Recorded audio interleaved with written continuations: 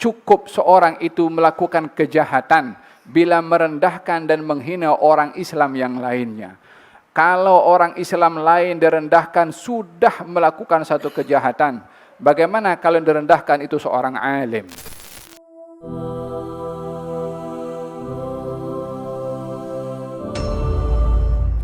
Demikian baginda Rasulullah memberikan penjelasan bagaimana berinteraksi dengan diri sendiri, agar supaya kita menyadari kesilapan, bukan untuk berterusan dalam kesilapan.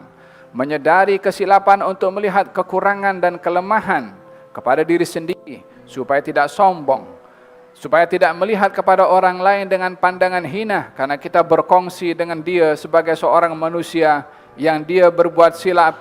Pada pandangan kita, kita pun berbuat silap, walaupun orang itu tidak nampak apa kesilapan kita. Daripada mana kita akan mengukur kepada orang lain kita lebih baik daripadanya, sementara kita berkongsi sebagai seorang manusia yang tak lepas daripada kesilapan. Kenapa yang menjadi ukuran kepada manusia itu perbuatan baiknya, sehingga seakan-akan dengan perbuatan baik itu dia melihat dirinya lebih baik daripada orang lain, sementara yang menentukan kepada manusia baik atau buruknya dalam hidup ini adalah penghujungnya. Bukankah kita diceritakan di dalam beberapa kisah mengenai orang yang takabur dengan ibadahnya? Cukup menjadi penjelasan bagi kita di dalam Al-Quranul Karim. Iblis itu dihalau oleh Allah disebabkan oleh kerana kesombongannya, karena banyak berbuat ibadah. Ibadah tidak melahirkan kesombongan. Ibadah tidak melahirkan orang itu meninggikan diri.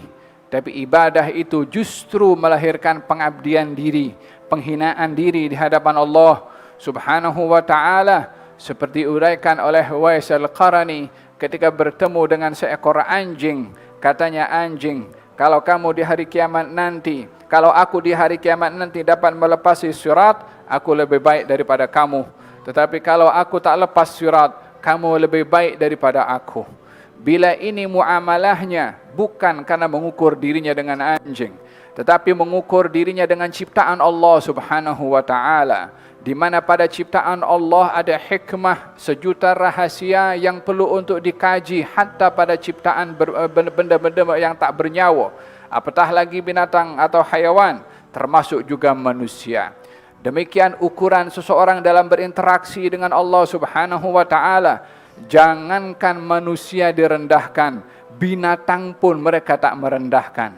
Apa sebabnya? Disebabkan mereka yang dilihat adalah bagaimana nasibnya nanti di akhirat. Bihasbi mri'im minasyarr ay yahgira akhahul muslim. Cukup seorang itu melakukan kejahatan bila merendahkan dan menghina orang Islam yang lainnya. Kalau orang Islam lain direndahkan sudah melakukan satu kejahatan, bagaimana kalau direndahkan itu seorang alim? Bagaimana kalau direndahkan itu adalah seorang wali min awliyaillah?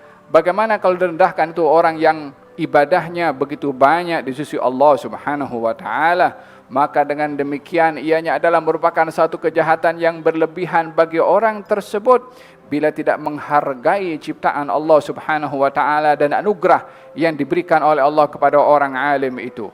Laisa minna man lam yuwaqqir saghirana walaysa minna man lam yarham saghirana walam yuwaqqir kabirana wala ya'rif li alimina haqqahu. Bukan golongan kami, kata baginda Rasulullah, orang yang tidak menyayangi kepada yang lebih muda, tidak hormat kepada yang lebih tua, dan tidak mengetahui hak orang alim di antara mereka.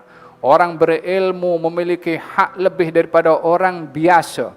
Walaupun sama-sama beriman, Allah membezakan kedudukannya. Yarfa'illahu alladhina amanu minkum.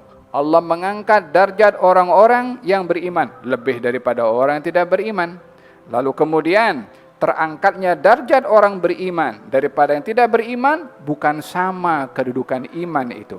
Kemudian walladzina utul ilma darajat. Di antara orang beriman dan diberi ilmu lebih tinggi daripada orang beriman yang tidak berilmu. Walaupun kedua-dua diangkat oleh Allah, tapi darjatnya berbeza.